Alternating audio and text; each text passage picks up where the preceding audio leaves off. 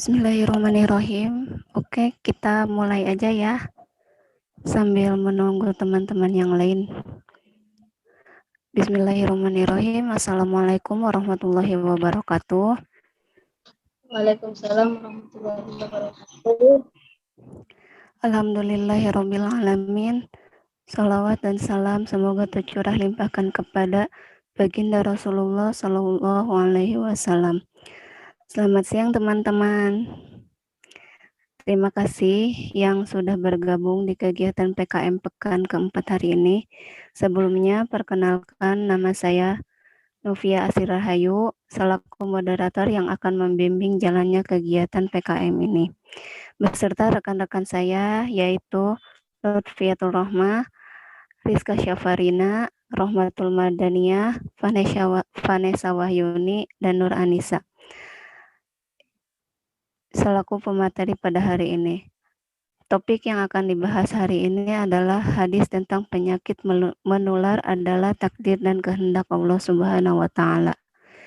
Sebelum kita menuju materi, mari kita bersama-sama mengucapkan Bismillahirrahmanirrahim. Semoga kegiatan PKM pada hari ini berjalan lancar hingga pada pertemuan terakhir nanti. Amin ya Allah ya Rabbal Alamin. Langsung aja memasuki pembahasan yang pertama yang akan disampaikan oleh Rizka Syafarina. Saya di sini akan membacakan hadis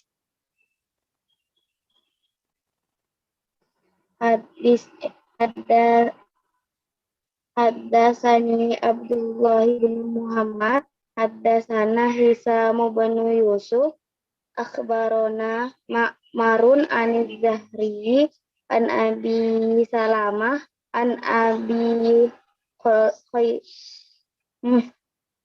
An Abi Hurairah radhiyallahu an qala Nabi sallallahu alaihi wasallam la adwa wala safara wala hama faqala a'rabiyyu ya Rasulullah fama balul ibili takunu firromli ka'annaha diba'u fayukhot litohal ba'irul ujrabu fayukhrijubuha.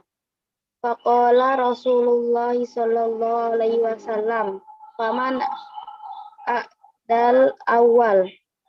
Artinya, menceritakan kepadaku, Abdullah bin Muhammad menceritakan kepada kami, Hisam bin Yusuf mengabarkan kepada kami, Ma'mar dari Zuhri, dari Abu Salamah, dari Abu Hurairah, ia berkata, Rasulullah bersabda, tidak ada adwa atau penyakit menular, dan tidak ada safar, kesialan di bulan safar, dan tidak juga hamah atau burung hantu. Kemudian seorang laki-laki Arab Badui berkata, wahai Rasulullah, apa yang terjadi pada unta di padang pasir yang terlihat lincah seperti kijang, lalu unta yang berpenyakit kudis mencampurinya, kemudian menjadikannya berkudis. Rasulullah berkata, siapakah yang pertama kali Al-Bukhari nomor hadis 570 5770. Baik, selanjutnya di sini saya akan menjelaskan tentang hadis yang sudah disebutkan tadi, sudah dibacakan tadi dari Al-Bukhari, hadis yang diriwayatkan oleh Imam Al-Bukhari nomor 5770. Nah, di sini yang dimaksud kata hamah ini adalah bentuk plural atau jamak dari kata hawam yang berarti binatang yang berbisa, atau bisa juga disebutkan binatang melata yang membahayakan manusia. Nah, mereka ini sebenarnya tidak membahayakan karena diri mereka sendiri, akan tetapi mereka membahayakan karena atas izin oleh Allah, atas kehendak Allah.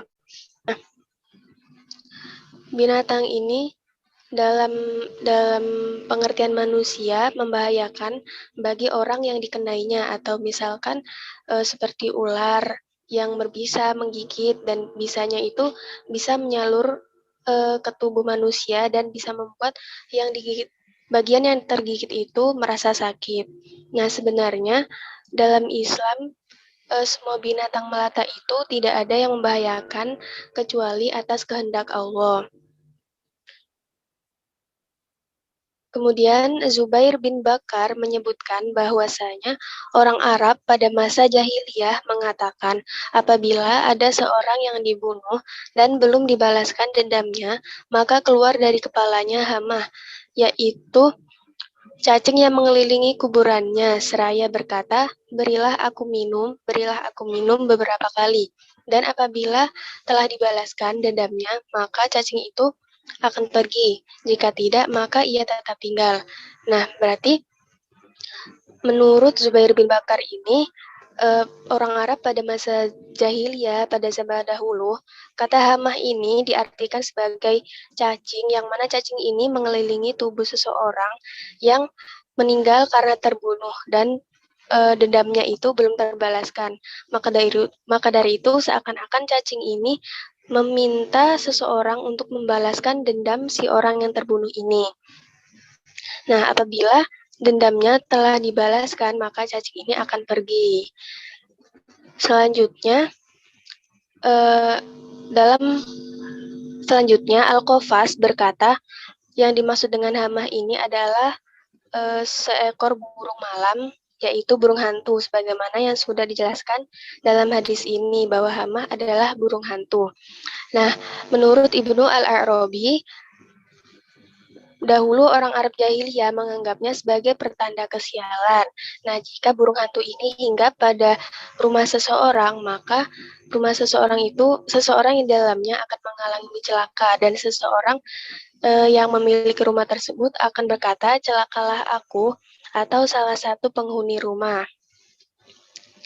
Jadi hamah yang dimaksud oleh Al-Qafas dan Ibnu Al-Arabi ini adalah burung hantu sebagaimana yang telah dijelaskan pada hadis tersebut. Nah, apabila burung hantu ini hinggap pada suatu rumah, maka penghuni rumah tersebut akan mendapatkan celaka atau kesialan. Nah, berkaitan dengan itu, maka yang dimaksud dengan kata lahamah di sini, berarti itu artinya tidak ada kesialan, tidak ada pertanda kesialan dengan adanya burung hantu sejenisnya.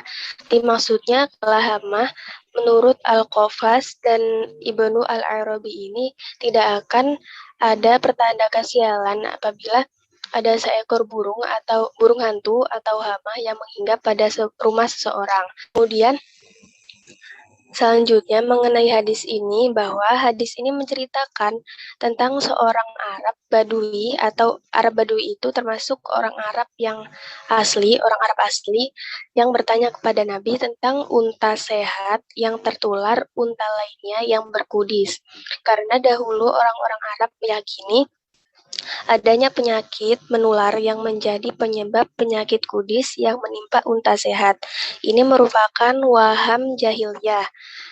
Mereka yakin yang sakit apabila bercampur dengan yang sehat, maka akan membuat mereka tertular penyakitnya dan sakit. Kemudian, namun syariat menafikan hal tersebut.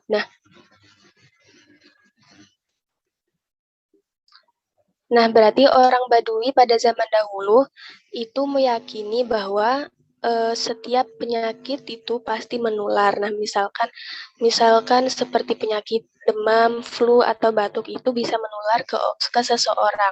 Tapi menurut syariat hal itu dinafikan atau ditiadakan. Pemaknaan seperti itu ditiadakan.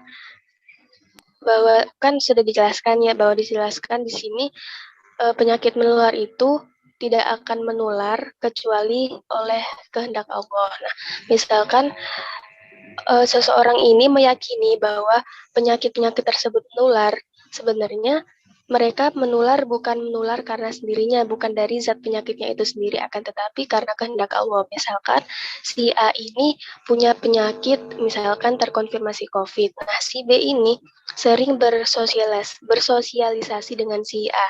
Nah, menurut pendapat orang, si B ini cepat atau lambat itu akan tertular penyakit si A yaitu terkonfirmasi COVID-19.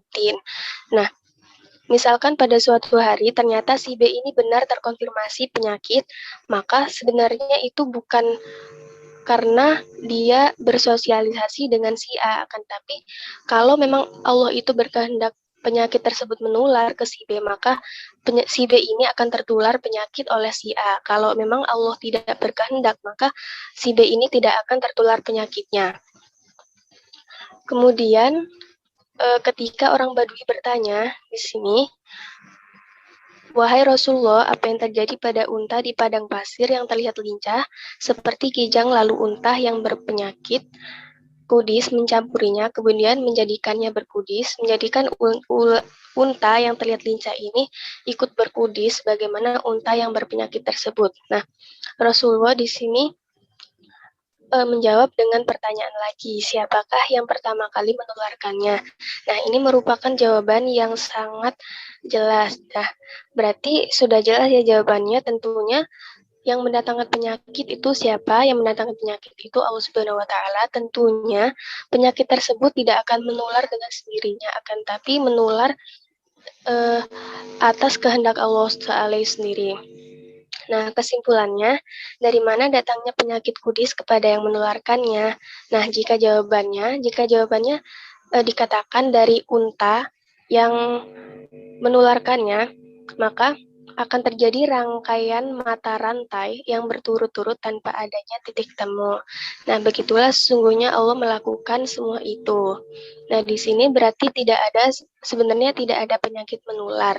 Akan tapi dijelaskan lagi bahwa penyakit itu bisa menular karena kehendak Allah atau karena takdir Allah.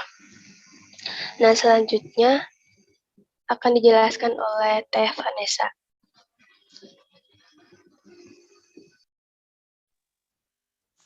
Baik, di sini saya akan menjelaskan hadis yang dianggap bertentangan dengan hadis pertama. Hadis pertama kelihatannya bertentangan dengan kenyataan yang ada di mana kita melihat banyak sekali wabah dan penyakit yang menular. Wabah ini bahkan bisa merenggut nyawa sekelompok orang dengan cepat. Perlu diketahui, ada dalil-dalil lain yang menunjukkan bahwa Islam juga mengakui adanya wabah penyakit menular. Dari Abu Hurairah, dari Nabi Shallallahu Alaihi Wasallam bersabda, sebagaimana yang sudah diceritakan dalam penjelasan hadis pertama tadi, yang berbunyi, la yuridu mumridun ala musihin, yang artinya janganlah unta yang sehat dicampur dengan unta yang sakit. Dan sabda beliau, firro minal majzumin firoroka minal asadi, yang artinya larilah dari penyakit kusta seperti engkau lari dari singa. Maka kompromi hadis ini yaitu maksud dari hadis yang pertama, yang mana hadis tersebut menafikan penyakit menular adalah penyakit tersebut tidak menular dengan sendirinya, tetapi menular dengan kehendak dan takdir Allah Subhanahu wa Ta'ala. Dalam keterangan dari Al-Lajnah Ad-Daimah, semacam MUI di Saudi, menyatakan yang dapat diartikan dengan wabah yang dinafikan dari hadis tersebut yaitu apa yang diyakini oleh masyarakat jahiliyah bahwa wabah itu menular dengan sendirinya, tanpa kaitannya dengan takdir dan kekuasaan Allah. Adapun pelarangan masuk terhadap suatu tempat atau daerah yang terdapat taun atau wabah menular, itu merupakan perbuatan preventif atau sebuah pencegahan. Selanjutnya akan dijelaskan oleh Teh Rohmatul Madaniyah.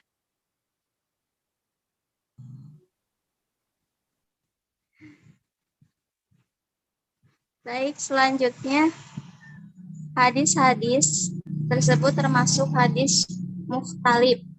Apa itu hadis mukhtalif? Hadis mukhtalif itu hadis-hadis yang menurut lahirnya saling bertentangan atau berlawanan maknanya. Menurut Azzaz Al-Khatib, ilmu mukhalif al-hadis yaitu al-ilmu ladzi yabhasu fil ahadisil zahiruha muta'aridu fa yuzilu ta'arudoha au yu'afiku bainaha kama yabhasu fil ahadisil lati yasqulu fahmuha au tasawwaruha fayadfa'u askalaha wa yuwaddihu hakikotaha. Ilmu yang membahas hadis-hadis yang menurut lahirnya saling bertentangan atau berlawanan. Kemudian, bertentangan tersebut dihilangkan atau dikompromikan antara keduanya, sebagaimana yang membahas hadis-hadis yang sulit dipahami kandungannya dengan menghilangkan kesulitan serta menjelaskan hakikatnya. Para ulama mencoba mengkompromikan hadis mengenai penyakit menular yang bertentangan. Di sini ada 2 poin. Yang pertama, Ibnu As-Sholih mentakwilkan bahwa penyakit tidak dapat menular dengan sendirinya, tetapi Allah lah yang menularkan dengan perantara. Misalnya, adanya percampuran dengan orang yang sakit melalui sebab-sebab yang berbeda-beda. Yang kedua, ada Al-Qadi Al-Bakilani berpendapat bahwa ketetapan adanya penularan dalam penyakit lepra dan semisalnya itu merupakan kekhususan bagi ketiadaan penularan. Dengan demikian, arti rangkaian kalimat la adwa itu selain penyakit lepra dan semisalnya. Jadi seolah-olah Rasulullah SAW mengatakan, tidak ada suatu penyakit pun yang menular selain apa yang telah kami terangkan, apa saja yang dapat menular.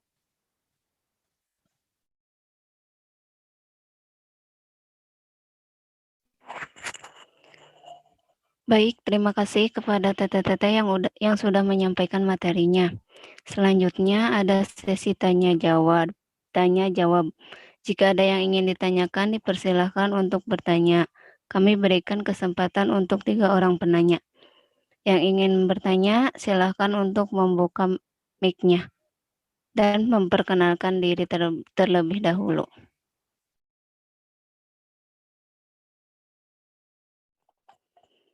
Bagaimana teman-teman? Apakah ada yang ingin ditanyakan?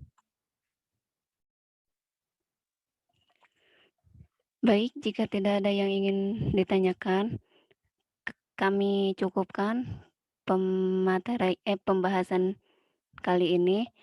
Selanjutnya tentang kesimpulan yang akan dibahas oleh Teh Nisa.